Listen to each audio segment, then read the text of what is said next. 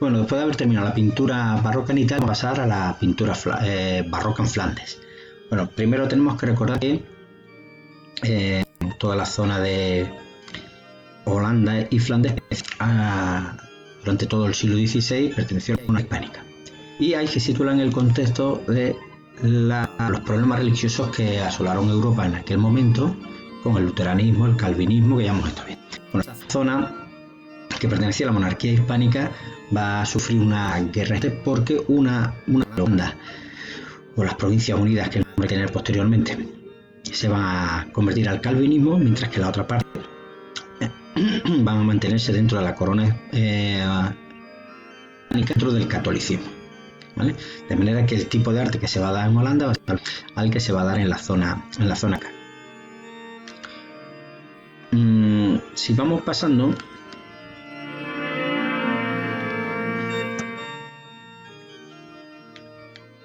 y si esto funciona, pues ya empezamos. Vale. Pasamos a las tres modalidades que se cultivan en la cultura flamenca. Bueno, la primera sería una pintura que tiene una temática religiosa.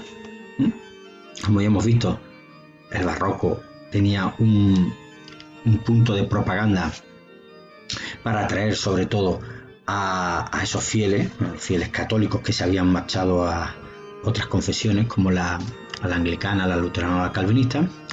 Luego vamos a ver también una pintura cortesana que va a estar al servicio del poder político, ¿no? Si os acordáis, estuvimos hablando de la importancia que tiene el absolutismo en ese momento. Bien, aparecen los retratos y asuntos mitológicos para decorar estos palacios. Y por último, las naturalezas muertas, en la que aparecen mesas con gran cantidad de animales de caza preparados para ser cocinados, con muchas frutas, ¿no? Prácticamente tenemos todo tipo de comida, más luego tenemos además paisajes, escenas de género, populares y bulliciosas. Dentro de la pintura barroca en Flandes, el autor más importante va a ser Pedro Pablo Rubens, un personaje importantísimo dentro de esta pintura. Se dedicaba a la diplomacia, él no era solo un artista, sino era diplomático también.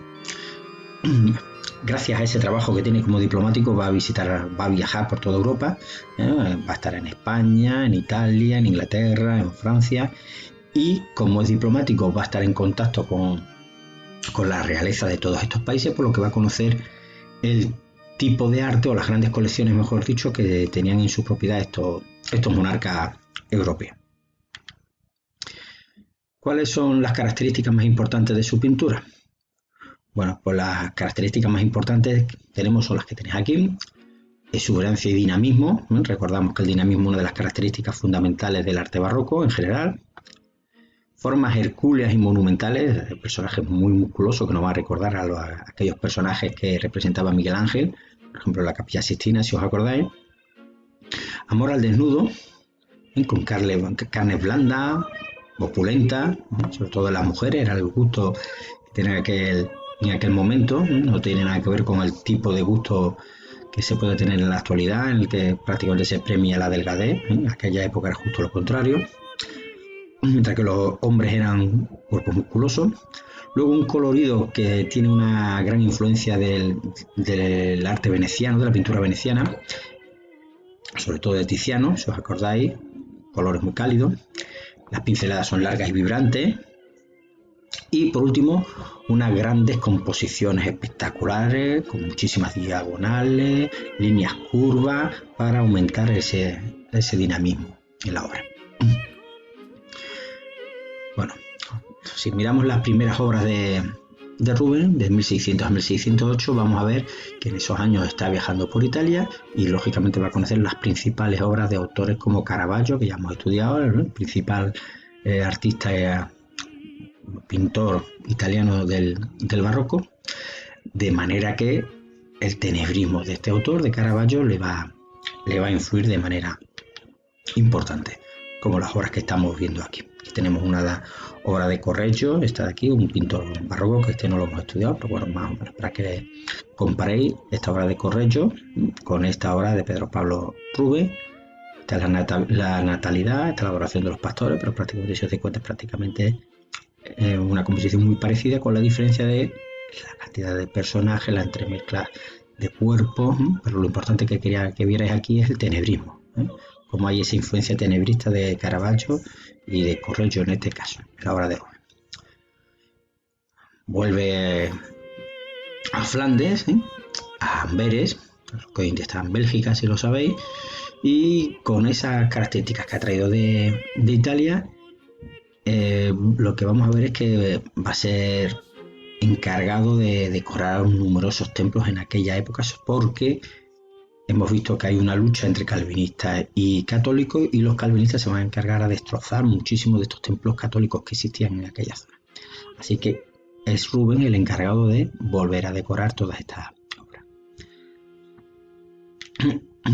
Aquí tenemos, por ejemplo, un tríptico. Recuerda que se llama tríptico porque tiene 3 partes, 3 hojas en la obra. La parte principal, que en este caso tenemos la elevación de Cristo en la cruz, y luego tenemos las 2 hojas laterales, que sabéis que después se pueden cerrar. Ahora ya la veremos. Bueno, aquí tenemos una comparativa con el Laconte. Vemos cuerpo musculoso y las posturas muy parecidas. Bueno, esto para que vayáis viendo. Descendimiento de la cruz, otro tríptico de este hombre.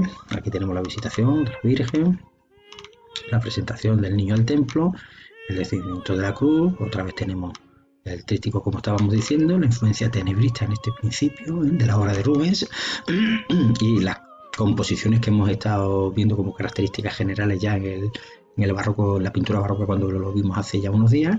Y ahora lo que estamos viendo es, pues, mirar las composiciones con línea diagonal, que tendremos aquí, que es fundamental, cuerpos musculosos en los hombres, esa teatralidad característica del barroco. Parece que en este momento parece que Jesús en cualquier momento se le puede caer, todos los personajes perfectamente atrevidos, intentando controlar el cuerpo de Cristo para que no se les caiga. Y luego, si os acordáis, la personalización de los rostros, característica del naturalismo del periodo, del barroco, y vestimentas que son prácticamente todas las típicas y características del siglo XVII. Aquí estamos viendo lo que vimos anteriormente, la línea recta, diagonal, perdona, y luego aquí tenemos esta línea semicircular que dota de dinamismo la obra. ¿No? Si vemos un detalle, por ejemplo, de esta escena del descendimiento de la cruz, o el detalle, por ejemplo, del pie de Cristo, en el que se le ha clavado la herida del clavo, con el que se le crucificó, y los rostros totalmente personalizados, naturales, individualizados de cada uno de los personajes. Lo que hemos dicho de Rubens, que le gustaba esas carnes flácidas incluso, que vemos en esta mujer que está sujetando el pie de Cristo. Otra de las características, otra de las obras, Susana y los viejos, más que nada para que veáis el gusto por los cuerpos flácidos, con carne, que era característico de este periodo, y sobre todo de Rubens, que era el que más le gustaba. En comparación a esos modelos de belleza que tenían en las mujeres, aquí vemos, por ejemplo, el del hombre, cuerpos musculosos que nos recuerdan a la obra de Miguel Ángel. Y luego esa influencia aún que tenemos de Caravaggio, ese tenebrismo de esa primera sesión. En esta obra, para que lo sepáis, tenemos la historia que os recordaréis de Sansón y Dalila. En este caso tenemos Sansón, un hombre muy fuerte, y Dalila, que se encarga de cortarle el pelo y que este pierde en ese momento la fuerza. ¿Retratos que va a hacer Rubens? Bueno, va a ser mucho. El más importante va a ser este que tenemos aquí, que es del Duque de Lerma. El retrato ecuestre del Duque de Lerma, que, si os acordáis, fue válido del rey español, de Felipe III, uno de los hombres más importantes del periodo, el que prácticamente controlaba la monarquía hispánica. Importante en esta obra es,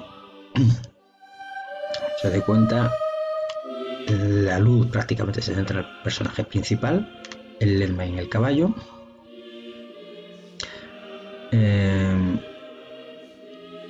La composición es fastuosa. Mira aquí el estudio que se hace de la armadura, el trabajo de toda la decoración que lleva en el pecho el caballo, estudio de las calidades, si os acordáis que era el nombre que tenía. Una característica también de esta obra, de este retrato ecuestre del Duque de Lerma, es que está realizado desde un punto de vista muy bajo, es decir, el espectador parece que queda por debajo, en un nivel inferior a los protagonistas de la obra, tanto al caballo como al Duque de Lerma. Vamos a ir pasando aquí. Vamos a compararla, por ejemplo, con esta obra que ya hemos estado estudiando, el Renacimiento. Vimos a Tiziano, tenemos la obra de Carlos V, la batalla de Mühlberg. Miramos la diferencia que hay, tenemos el caballo en escorzo, algo muy complicado de realizar. Si os acordáis, ya estuvimos viendo con Caravaggio en la conversión de San Pablo, que ya aparecía un escorzo en el caballo, en la cabeza del personaje o del animal que acompañaba a San Pablo. Bueno, así se solía realizar, solían representarse los caballos, parte lateral que suponía más fácil el dibujo del animal, mientras que aquí ya en el barroco, ya luego con Caravaggio y sobre todo aquí con Rubens, una parte frontal con muchísima más dificultad de la obra. Otro retrato ecuestre, lo mismo, esta es de Giancarlo Doria, uno de los grandes militares de la época, y si nos damos cuenta, igual, otra vez el escorzo del animal, representado prácticamente de una forma frontal. En la parte inferior prácticamente apenas se distingue un perro que acompaña al caballo y a este militar. El hecho de que tenga las dos patas levantadas dota de mayor dinamismo lo que es la obra. Tenemos un retrato aquí de María de Medici, fue reina de Francia. Una reina de Francia que le encantaba la obra de Rubens y que por lo tanto le va a encargar una gran cantidad de obras al personaje. Bueno, vamos a ir pasando a las obras de carácter mitológico, que son de las más importantes que vamos a ver de Rubens. Por ejemplo, tenemos pues una súper conocida, la tenemos en España, en el Museo del Prado, que son las Tres Gracias. Esta obra la va a realizar al final de su vida, en los últimos años, una temática muy religiosa, mitológica, pero que utiliza más que nada como excusa para representar el ideal de belleza que tenía Rubens, es decir, carnosidad en los personajes o en las personajes, blancura en los colores de piel. Recordad que en aquella época una persona que tenía la piel muy blanca era síntoma de riqueza, de pertenecer a una clase social importante, porque los que estaban con la piel morena eran por regla general personas que vivían del trabajo en el campo, por eso les daba el sol, tenían la piel morena, y la aristocracia del periodo lo que quería era diferenciarse. Entonces lo contrario justamente a las clases bajas, si era que eran morenos, pues era el mantener una piel blanca de que no le daban apenas el sol. Así que la blancura es una de las características en la piel importante que le va a querer a Rubens. Recordad que Rubens es que solo trabaja prácticamente para la alta aristocracia, la realeza de la época. Luego los rasgos son amables, parece que están aquí jugando estas tres gracias, y sensuales. Vamos a ver, aquí tenemos las tres gracias, ¿sí? Aglaya, Talía y Eufrósine, en la que se encuentran bailando, como podéis apreciar, con un leve contacto entre ellas. Parece que están formando un corro, y parece que son, pues, esto representando que la simpatía, la delicadeza, están como pasándolo bien, tranquilamente, pero eso. ¿Cómo consigue la sensación de dinamismo que hemos estado viendo? Bueno, pues para empezar nos damos cuenta que nos da la sensación de que están formando un corro, y el corro al fin y al cabo tiene esa forma circular, líneas curvas que van a promover o que nos van a dar esa sensación de dinamismo.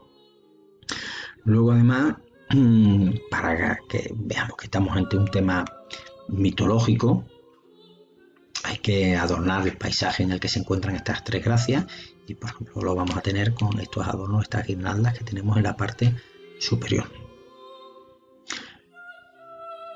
La luz. Vamos a ver, si nos damos cuenta, la luz es prácticamente, no tenemos un gran juego de luces y sombras. Aquí el tenebrismo prácticamente está totalmente desaparecido, es decir, no estamos en la primera etapa que hemos visto en la que pasó en Italia de 1600 al 1608, sino que estamos en los últimos años. Esa primera etapa tenebrista ya prácticamente no, sino que ya la abandonó totalmente, y aquí el foco de luz es fundamental para iluminar los tres personajes principales que tenemos aquí. Se cree, no está del todo claro, que los rostros son las variaciones de su esposa. Tuvo dos, se supone que uno el rostro de la última esposa en distintos periodos de su vida.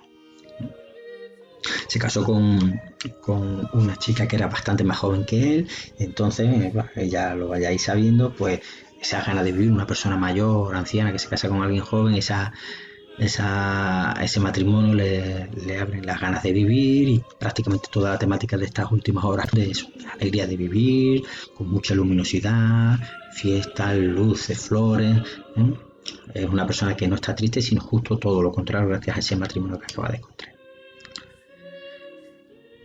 Vamos a ir pasando por aquí.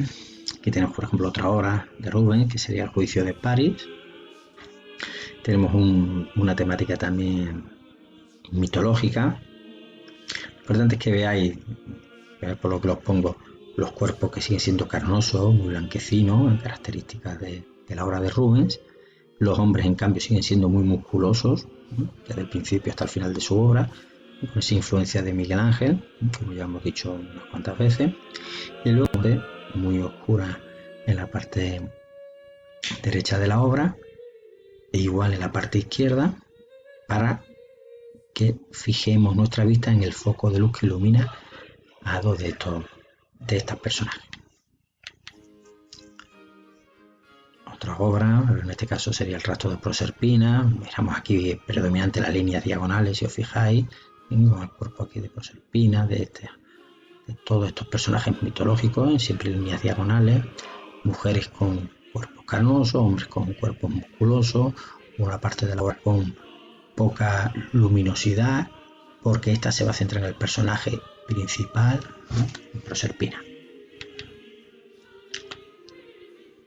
Rastro de las hijas de Leucipo, otro tema mitológico, en este caso muy iluminada la obra en sí, mujeres con cuerpos carnosos, pieles blanquecinas, caballos en escorzo sobre dos patas para animar ese dinamismo. Mirar las formas del cuerpo, las líneas que forman esta composición, aquí como un zigzag, para dotar de dinamismo la obra. Vamos a ir pasando, por ejemplo, veis toda la cantidad estas de líneas que tenemos, líneas curvas, luego la diagonal que divide la escena en dos partes, que sería esta inferior y esta superior.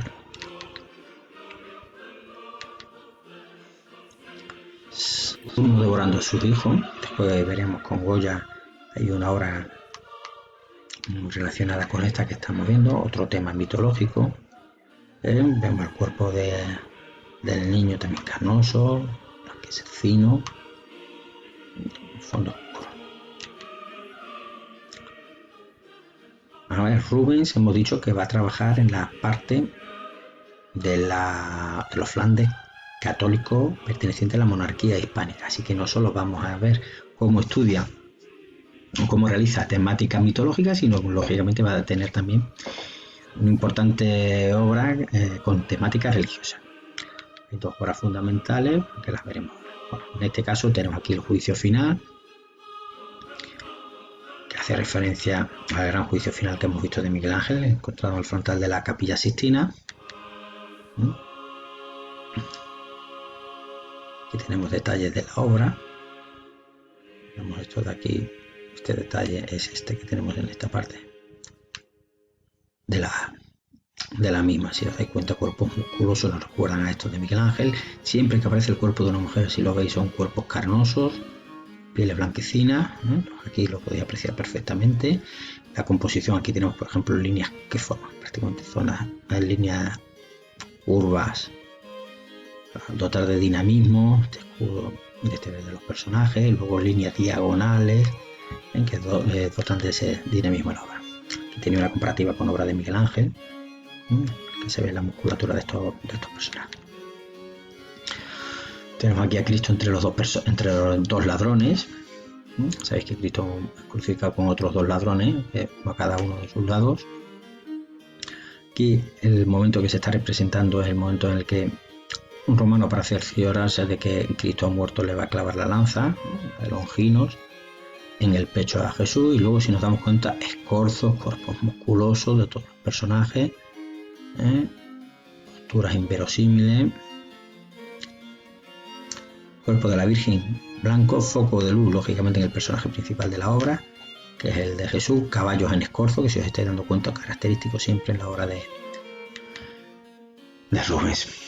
La otra gran obra de temática religiosa, en este caso, sería el descendimiento de la cruz. Una vez que muere, se le pide permiso a los romanos para descender a Cristo de la cruz, y aquí tenemos los principales personajes que lo van a decorar. Lo hemos visto en las primeras imágenes. Nos recuerda estos colores cálidos aquí en la parte lateral del tríptico, y en este personaje que acompaña a Jesús, los colores cálidos de la escuela veneciana de Tiziano, que ya estuvimos viendo en su momento. El foco de luz ilumina el personaje principal, en este caso a Cristo, ahondando en la túnica blanca para dar aún mayor sensación de luminosidad a la obra, con un fondo bastante oscuro en el que en muchas ocasiones, si nos acordamos de Caravaggio y del tenebrismo, no se distinguen los contornos.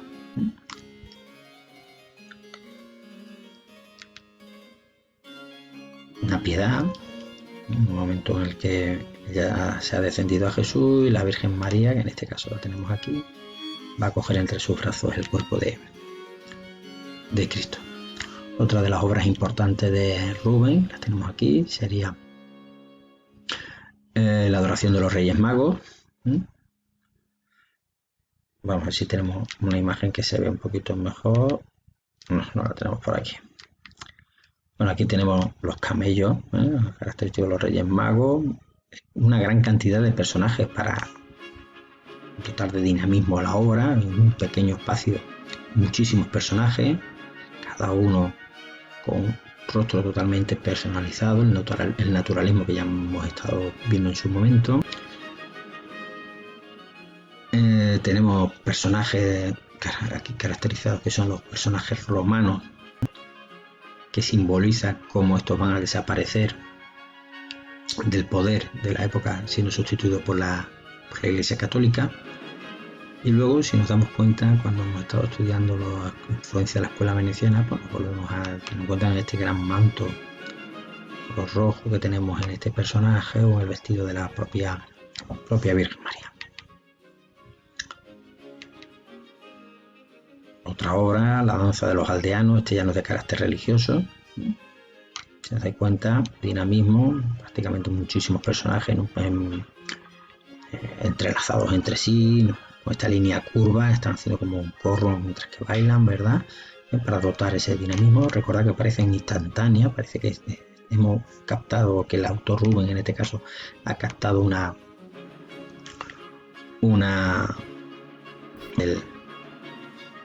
del momento en el que se encuentran bailando. Aquí tenemos el regreso del campo. Vamos a ir pasando a un personaje que es el que quería ver, que es Van Dyck. Fue un discípulo de la obra de Rubens.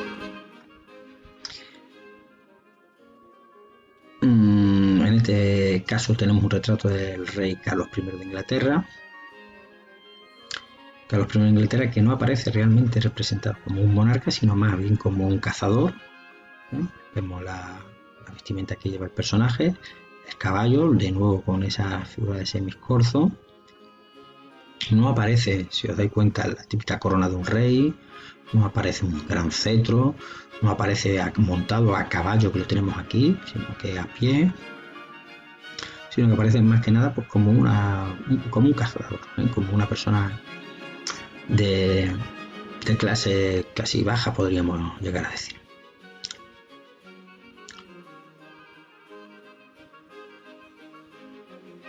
Vamos a ir viendo. Vale. Estos son otros retratos. Va a ser un gran retratista Bandí. Trabajó para la corte inglesa este hombre. En este caso tenemos a Endymion Porter y al propio Bandí, que se retrata en la obra. Tenemos otros personajes como Jordanes. Tenemos aquí, mira la cantidad de personajes que tenemos. Con las copas, el brindis, el rey bebe, el nombre de la obra, cada uno con una pose totalmente distinta. Vale. Y vamos a pasar a continuación al otro autor del periodo. Si antes hemos visto en Flandes a Rubens, ahora vamos a ver la parte calvinista. Vamos a tener a otro gran representante que es Rembrandt. Pues Rembrandt y toda la pintura holandesa está relacionada con la importancia y el auge que tiene la burguesía en ese territorio. Recordamos, ya lo hemos dicho al principio de la clase, que los holandeses eran calvinistas. Son calvinistas y por tanto prácticamente no vamos a encontrar en ellos obras con temática religiosa, sino prácticamente todo va a ser una temática de carácter profano. Es decir, retratos individuales, colectivos, paisajes, bodegones, van a ser prácticamente la mayor parte de la obra que se realiza en el momento. Y algo característico de la pintura holandesa, pero sobre todo de Rembrandt, va a ser la importancia que se le va a dar a bueno, en este caso habría que decir que es que Rembrandt es el padre, entre comillas, del claroscuro. Vamos a hablar bastantes ocasiones de eso. Vamos a tener a otros grandes autores, como en este caso a Hals, es uno de los grandes retratistas de la época. Vamos a ver ahora alguna obra de estos personajes. Por ejemplo, aquí tenemos Hals, las regentes del asilo de Haarlem, lo que hemos dicho, retrato colectivo. Si os dais cuenta aquí, la luminosidad prácticamente deja de ser importante, la oscuridad, los claros y oscuros, los claros representados por parte de la superior de la vestimenta de todas estas regentes del asilo, que son las que hacen los encargos a los autores, ¿de acuerdo? Al propio Hals se le encarga a los regentes del hospicio, otro encargo, otro retrato colectivo de los personajes principales.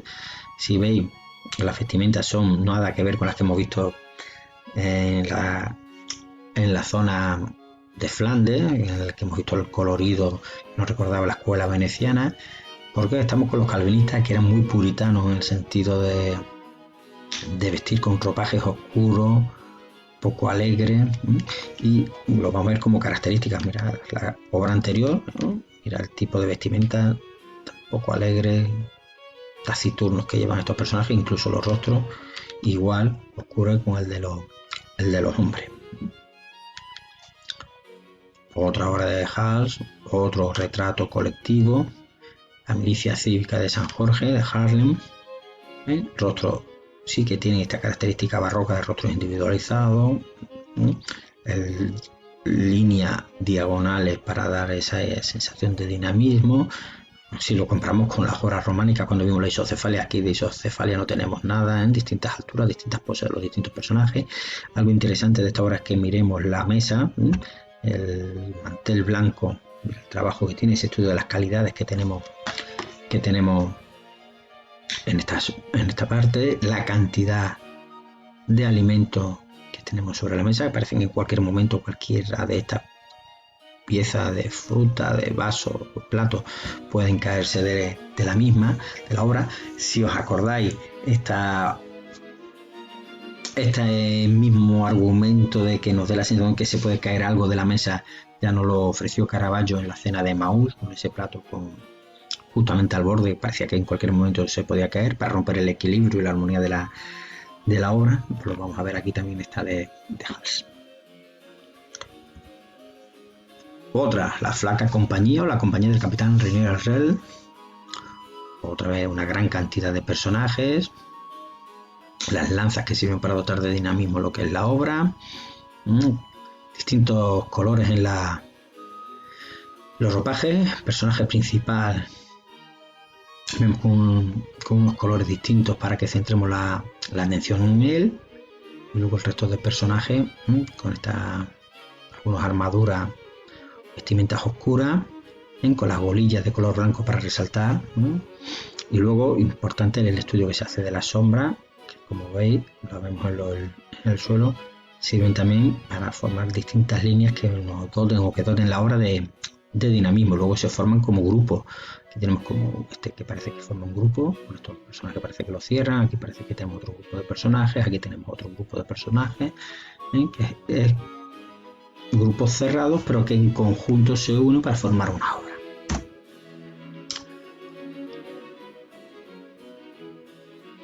Para realizar retratos individuales también Frans Hals, ¿vale? Uno de los más conocidos es este de aquí, la gitana. Se dice que realmente, más que una gitana, que no lo parece por la obra, podría entenderse por una prostituta realmente a la que tenía en esta representación. Si nos atenemos a la luz, nos damos cuenta que la luz ilumina el escote, el carácter provocativo de la mirada, del vestido, de la boca entreabierta. Eso no lo hemos visto hasta ahora en ninguna de las obras que hemos visto. Bueno, el románico y el gótico por el carácter religioso es imposible, pero es que en el Renacimiento tampoco. Eso lo que nos viene a indicar es que estamos no ante una gitanilla, o como viene a llamarse la obra, sino realmente frente a una prostituta de la época. Y pensar el escándalo que puede suponer representar a este tipo de personajes en una obra.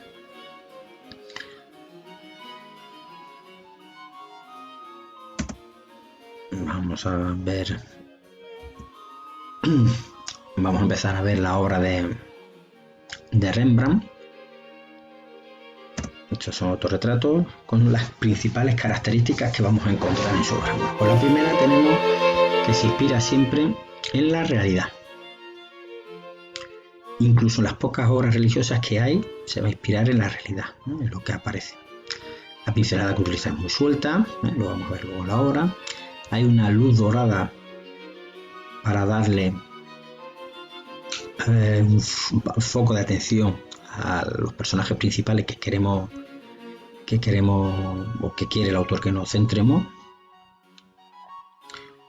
El tipo de iluminación viene a ser lateral, que si nos acordamos también la va a utilizar en su momento Rembrandt, Caravaggio, estamos hablando de Rembrandt, Caravaggio. Y luego algo muy importante de la obra es que capta el interior del ser humano a través de las miradas. Vamos a ver que es muy importante el estudio que hace de las miradas de los personajes. Vamos a ver varias obras, por ejemplo, obras de carácter grupal, los retratos grupales, autorretratos como este que tenemos aquí. Ahora de todas formas los vamos a ir viendo con más detenimiento. Temas bíblicos, religiosos. Si os vais dando cuenta, hay una luminosidad que nos recuerda. ¿Cómo hay que ver la obra de Rembrandt? Aquí tenéis las tres características. Miramos la composición y según la composición decimos que hay una estructura espacial y la ubicación de los personajes en los cuadros. Es decir, siempre hay que mirar dónde se encuentran los personajes y por qué realiza de esa forma la composición de la obra. Luego, los personajes siempre hay que mirar los gestos y las actitudes de los distintos personajes. Y luego las emociones, cómo aparecen representadas. Y luego hay que ver el momento culminante. Es decir, si el tema principal está hablando de, la resurrección de Lázaro, cómo se representa en la obra esa representación. Como ese momento de la resurrección. Más o menos lo más importante que tenemos que mirar. Hemos dicho que las escenas son muy importantes, las miradas entre los personajes. ¿Por qué? Porque los personajes, al mirarse entre sí, parece que están dialogando. Lo único que nos faltaría es qué es lo que están diciéndose, pero solo con la mirada nos da la sensación de que están hablando entre ellos. Luego tenemos lo que hemos dicho en la luz, una iluminación de carácter tenebrista, tenebrismo muy acusado en la obra de Caravaggio. Aquí vamos a hablar ya más que de tenebrismo, de claroscuro. Vamos a ver, y los contornos son un poquito más claros que en la obra de Caravaggio. Y luego el color, porque es una pincelada suelta y pastosa. Lo vamos a ver, muchas obras parece que no están acabadas por el tipo de pincelada que utiliza el Rembrandt.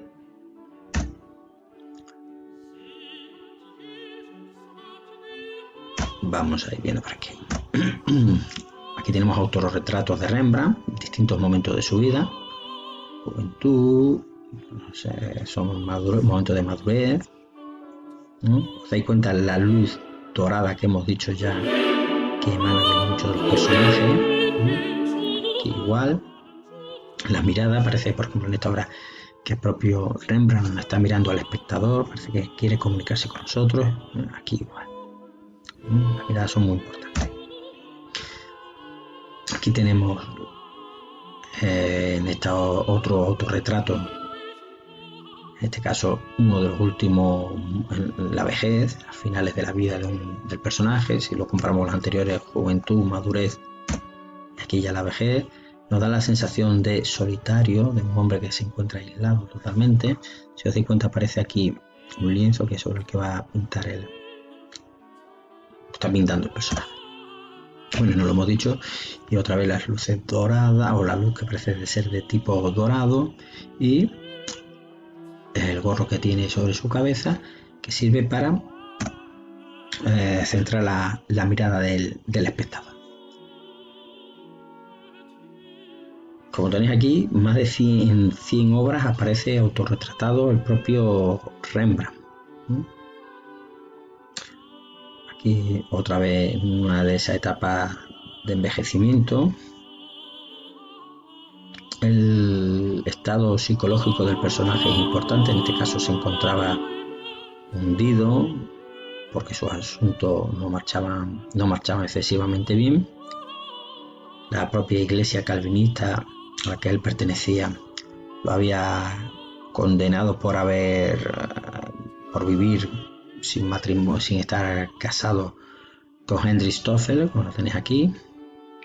Después le llega la bancarrota, es decir, que era un personaje con muchísimos problemas, y luego a la hora de retratarse a sí mismo, pues vamos a comprender el por qué aparece de esta manera. Este era su amante, la que hemos dicho antes que la propia iglesia calvinista no lo condena por convivir con ella. Vemos la luminosidad o la luz de carácter dorado. La mirada siempre parece, si os fijáis, que el personaje está en comunicación con el espectador. Importancia del claroscuro, el tenebrismo, que estáis viendo los juegos de luces y sombras, en este caso que prácticamente los contornos apenas son perceptibles. Y lo fundamental de la obra es la parte frontal, pecho, rostro y manga con mano del personaje, todo lo que es la parte, y no podemos observarla perfectamente. Otra vez a su amante Hendrik bañándose en el río en esta ocasión, y el estudio de la escalera, y mira cómo realmente parece que sí que está entrando en el mismo. El reflejo, aquí tenemos las piernas dentro del agua, luz dorada. Si os dais cuenta, aquí no se centra tanto Rembrandt el modelo de mujer que tenía Rubens, de mujeres carnosas con piel excesivamente blanquecina. Aquí realmente lo importante es las luces doradas, y no tiene ese modelo de belleza que sí que tenía Rubens.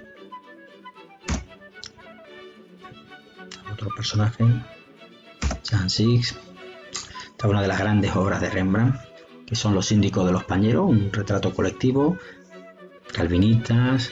Y ya que lo hemos dicho varias veces, que los calvinistas no querían en absoluto esa ostentación de poder y de riqueza, de manera que van vestidos de una manera muy sobria, en estos borros característicos de estos personajes, con este color blanco que sirve para que centremos realmente para diferenciar una parte de otra de los cuerpos. Mira el estudio que se hace, por ejemplo, del mantel. Recordad que son los personajes que controlan el gremio de los pañeros en Holanda. Aquí tenemos otro grupo, otro retrato de grupo conocido, ¿verdad? La lección de anatomía. Lo mismo el foco de luz que viene de un lateral. Todos estos personajes los más iluminados junto al cadáver. Se abre el cuerpo, porque es una lección de anatomía. Y aquí están todos atentos. Hay algún personaje que realmente parece que está más atento al espectador que a lo que les está enseñando el personaje principal. Por ejemplo, este que nos está mirando, sorprendido de qué hace esta gente aquí mirando lo que estamos haciendo. Este que mira de reojo a ver qué es lo que hacen, a ver cómo salgo en la foto, ¿no? Suponiendo que estuviéramos ante una de ellas.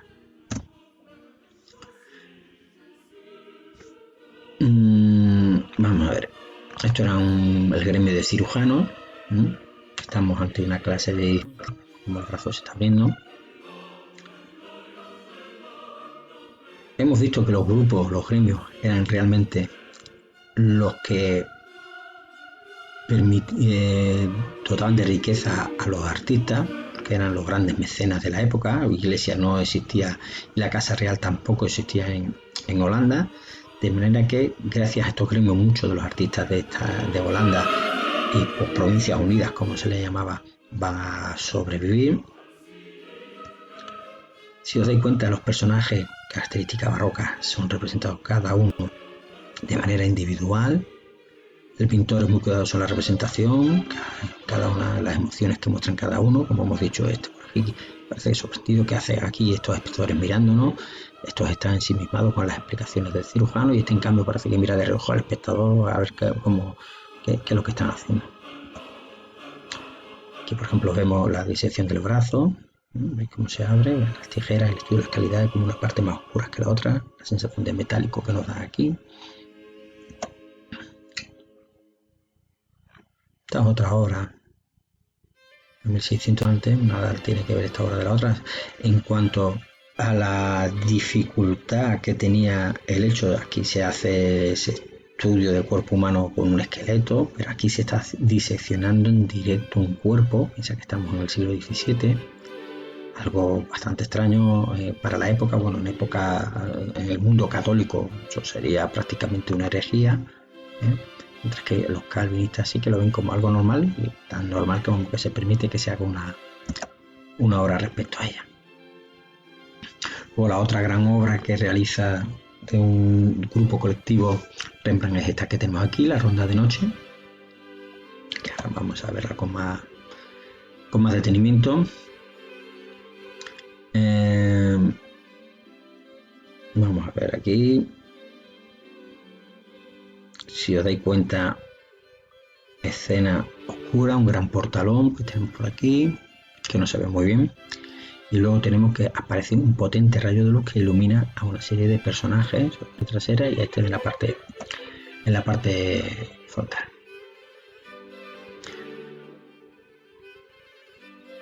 Vamos a ver esto de aquí. Vamos a ver, importancia de esta obra. Aparecen 18 personajes y son los 18 los que pagan en proporción a la importancia que tiene a Rembrandt por el encargo.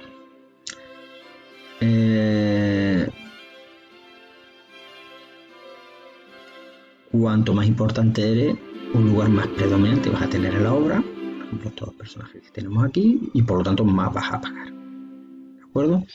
Luego, si nos damos cuenta, las características típicas que más estábamos viendo del barroco, con líneas diagonales de aquí, muchísimos personajes en un espacio reducido, hasta 18 estábamos comentando, y el claroscuro, zonas muy oscuras que confluyen con otras zonas muy iluminadas que hacen que nos centremos en esos personajes.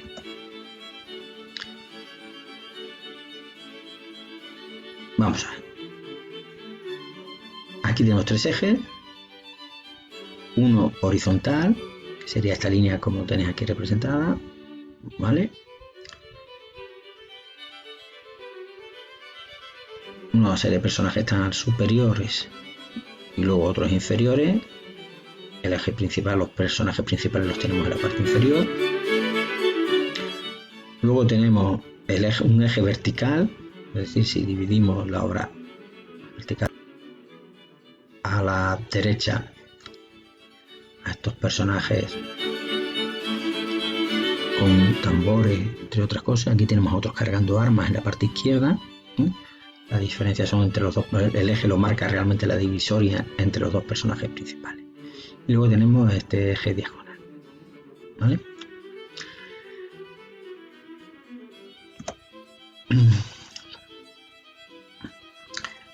Vamos a ver. ¿Qué colores son los que predominan? Si lo comparamos con las obras de Rubens, aquí no hay colores cálidos, rojizos, anaranjados, marrones, como hemos visto en su obra, de influencia de la escuela veneciana, sino que aquí vemos que los colores que predominan son colores ocres, a excepción de este color rojo, que en la banda del capitán, y luego a este otro soldado que está situando, que está armando el arma de fuego. El resto de colores, bueno, el color blanco de este personaje principal y de este otro, los más iluminados, y luego sí que son todos prácticamente colores ocre, negros, poco más. Son unos arcabuceros los que hacen el encargo, porque también, como hemos dicho al principio, pues lógicamente al ser un encargo en el que van a pagar en proporción a la importancia que tengan. Se sabe que se pagaron una media de 100 florines por cada uno de los personajes que aparecen aquí. 100 florines por 18, pues unos 1800 florines, más o menos. Aunque tenemos aquí que cobró unos 1600 aproximadamente. Hemos dicho que 100 florines de media, porque lógicamente estos dos personajes son los que más tuvieron que pagar, porque son realmente los protagonistas de la obra.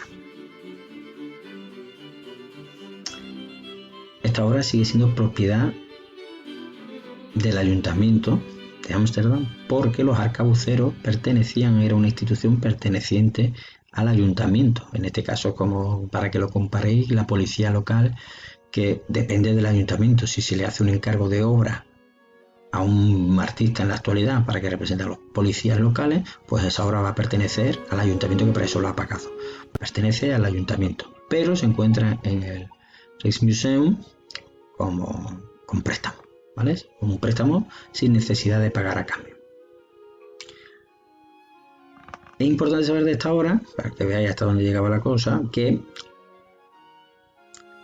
Rembrandt tardó bastante en cobrar, porque cuando los miembros de esta compañía vieron la obra, pues decían que prácticamente que no les gustaba. Algunos decían que aparecían muy poco en la obra, que estaban tapados por otros personajes, que no habían justo pagar una cantidad similar a la de otros por prácticamente aparecer solo la cabeza, y eso va a provocar que tardaran mucho en pagarles a Rembrandt. Aquí tenemos una comparativa con esta obra que vimos antes de Hals, que la hizo 5 años antes, ya la hemos visto con anterioridad. Esta otra de Kaiser, la hizo 10 años antes. Miramos aquí algo muy importante para que veáis hasta dónde llega el detallismo en la obra de Rembrandt, y es que vemos aquí la mano de este personaje, el Capitán Cook, y mirad cómo queda perfectamente la sombra representada en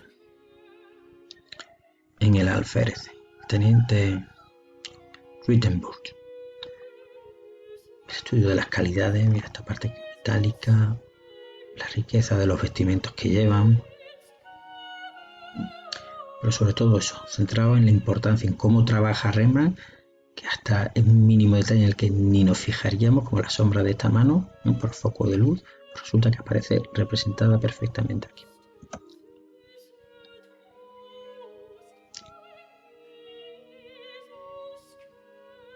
Otra parte importante de la obra son las de este arcángel con la niña, ¿no? Porque son dos notas de luz, el color rojo que lleva la vestimenta del arcabucero, si lo comparamos con el resto de la obra, prácticamente el único que va de rojo, y luego el personaje de esta niña totalmente iluminada, que hace en contraste con la oscuridad del resto de los personajes, exceptuando a estos dos que tenemos aquí.